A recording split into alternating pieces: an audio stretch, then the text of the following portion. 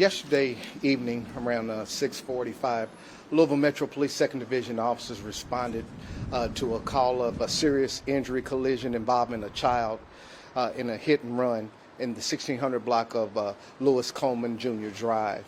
When officers got there, which they got there immediately, they were able to use several life-saving tools at that point to attempt to stabilize the child. Route was set up for him to the hospital where he is now, still in critical condition at this point. A short time later, officers were able to canvass the neighborhood, and I want to take time out to shout out to a lot of the neighbors who were able to point us in a direction where we found an abandoned vehicle that we believed it was the hit-and-run vehicle that caused this particular collision.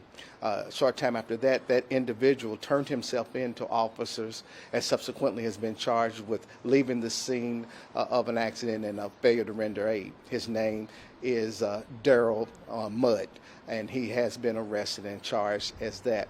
But the good thing about it is officers knew this child, had a relationship with them, and immediately responded as quickly as they always do. But it was obviously special when you know this individual, and the neighborhood stepped up, as we always are asking, and that's how come we were able to have a rather quick solution to this particular incident. Certainly our prayers go out to the young man and his family and for his speedy recovery.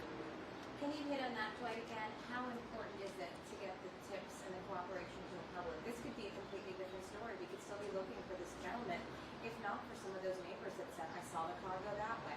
I know this gentleman. I recognize it was this make and model. What do you say to those people?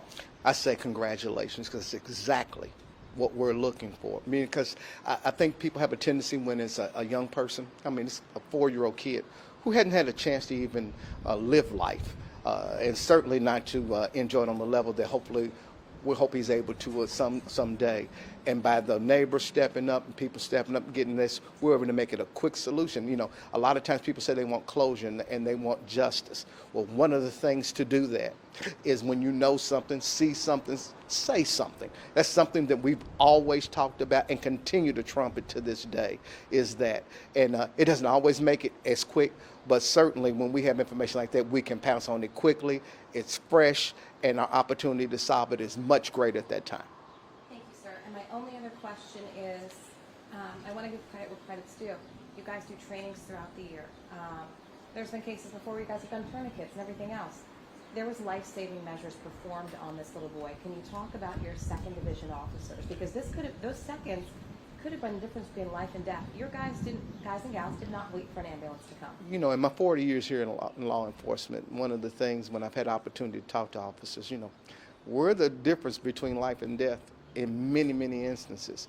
Our officers are highly trained.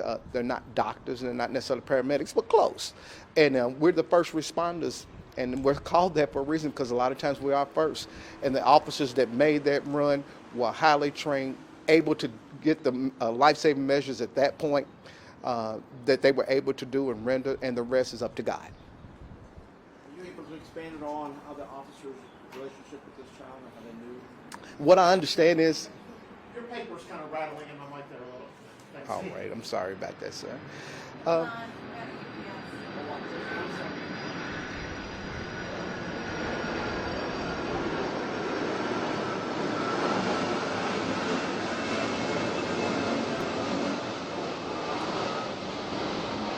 Vince, could you give me that question again?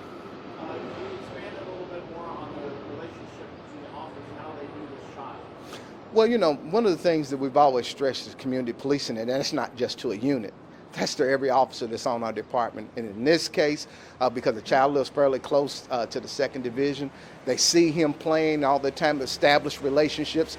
So when that hits home, I mean, you know, a lot of our officers are fathers and mothers and things like that, and they're used to having young kids. And anytime you can make an impression on a young person, why wouldn't you do it, no matter what your profession is? And in this case, because it was law enforcement officers, obviously since we have that issue in our community, I just want to make sure that people know that the men and women that come here and work every day have that type of feeling. And today we saw it manifest in a mighty way.